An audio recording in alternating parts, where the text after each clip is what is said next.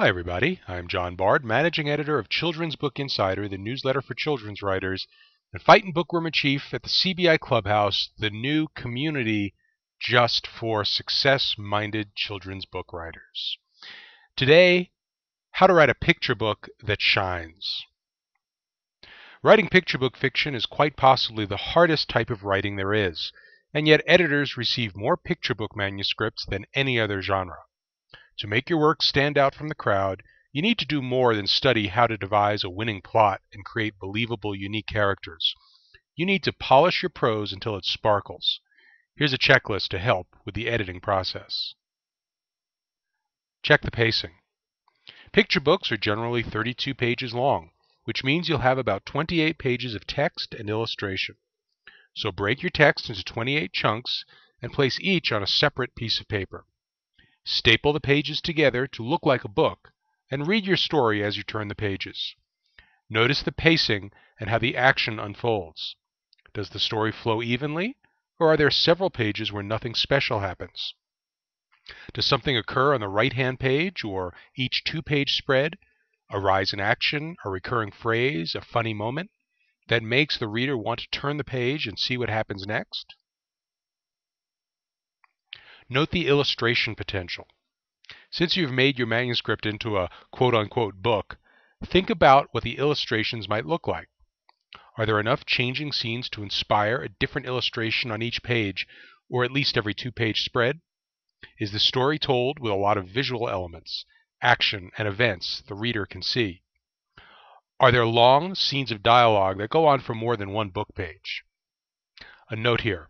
Making your manuscript into a dummy book and thinking about the illustrations are for your benefit only.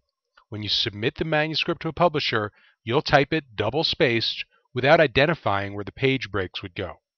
You'd also refrain from discussing any illustration ideas until and unless the editor asks for your thoughts. Cut words. If you use 2 words to describe a character, try to find one more exact word to do the trick. Eliminate verbal clutter. Words like big, little, very, almost, that don't add any real meaning to the sentence, and instead choose strong, active nouns and verbs. Strike any sentences or scenes that don't directly advance the plot. Use concrete images. Be sure to convey the story through concrete visual images the reader can see and the illustrator can draw. Describe abstract concepts such as feelings with sensory details that the reader and the character can smell, hear, touch, see, and taste. Craft a satisfying ending.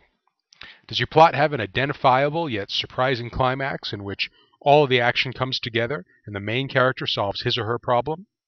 Is this climax contained within one book page? After the climax, is the story resolved quickly? The resolution must feel complete and satisfying for the reader, but shouldn't be drawn out. Make it a book page or less, and your readers won't hesitate to revisit your story many times over. Be sure to come and visit us at the CBI Clubhouse, the community for success-minded children's book writers, for lots more information about writing children's books. You'll find audio, video, articles, ebooks, message boards, and much, much more. We even have a chat box where you can connect with children's writers from around the world in real time. So come visit us at the CBI Clubhouse. It's cbiclubhouse.com. Until next time, this is John Bard reminding you, keep writing.